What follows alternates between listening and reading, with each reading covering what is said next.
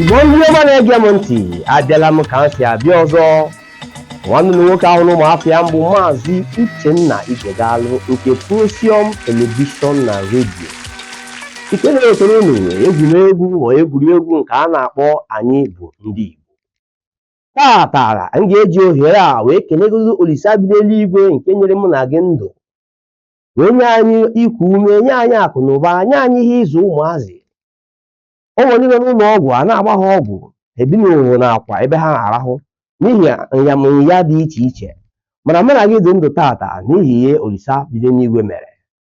Na-etufughị oge, anyị na-achọ kelesie ike onye isi ala nke bụ onye isi ala n'afọ maka Kaduna nke anyị nọ n'ime mbụ His Excellency Senator Uba Sani, onye bụ onye isi nchụaja nke Kaduna, nke ndị bekee na-akpọ Executive Governor of Kaduna State.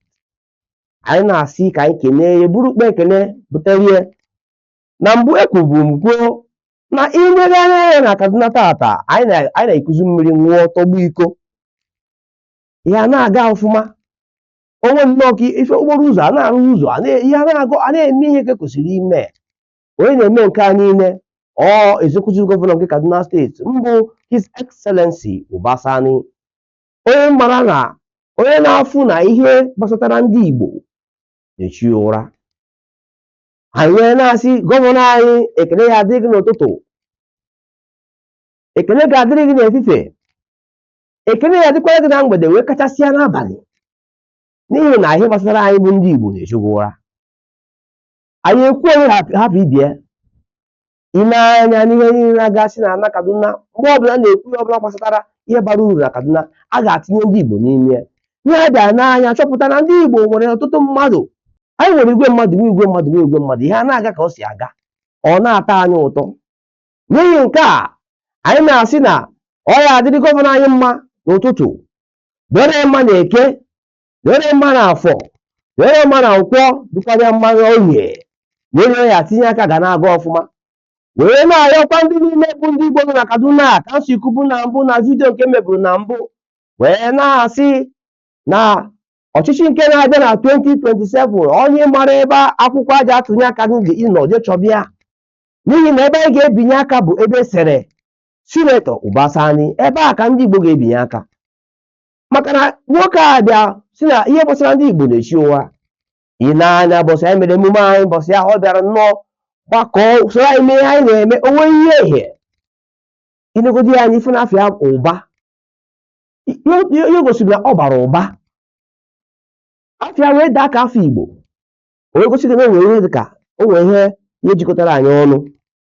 N'ihi nke a na-asị o nwere onye ga-abịa gbanwe oge obi wee sị gị ka ije tụnye aka ebe ọzọ, sikwa onye ahụ na anyị ga-eso na moto mara ụzọ, maka moto ọbụla nwere mmanụ moto ji aga amanganwu, ị ga-eso onye ma ụzọ, n'ihi isoro ya amaghị ụzọ ịdafe ụzọ.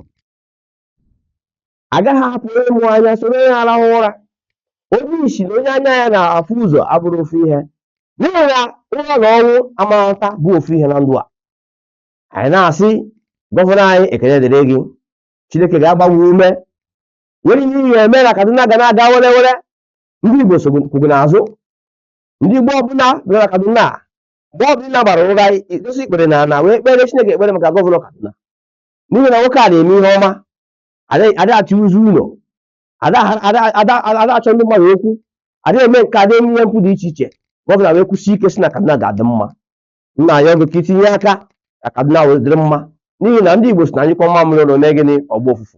Gọvanọ ekele dịrị gị, gọvanọ ekele dịrị gị, ekele gị ekelesie gị ike. N'ihi nke a, anyị na-asị site n'ụlọ ọrụ Prosium Televishọn na redio, anyị na-asị gị otuto dịrị gị. N'etufughị oge, mụaka bụ Maazị Uchenna Igedalụ nke Prosium Televishọn na redio.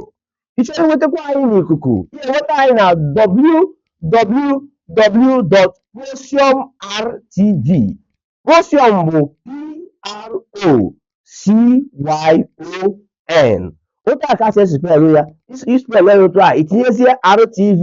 Mgbe anyị nweta anyị n'ihe onyonyo dị iche iche, ma na Facebook, ma na TikTok, ma na WhatsApp, ma ọ bụ na nke ọbụla, ma YouTube, acha bụ ofu itinye ha ifu anyị dị ha na-aga ọfụma ọ na-aga ọfụma ịchụkwa enwetakwa n'igwe ntị na-enweta nwa na 080 36 43 9671 ịchụkwa enwetakwa anyị n'ụlọ ọrụ anyị na-enweta anyị na 0809 46 46 206 ndị Igbo si na eme ngwa ngwa eme ọrọdachi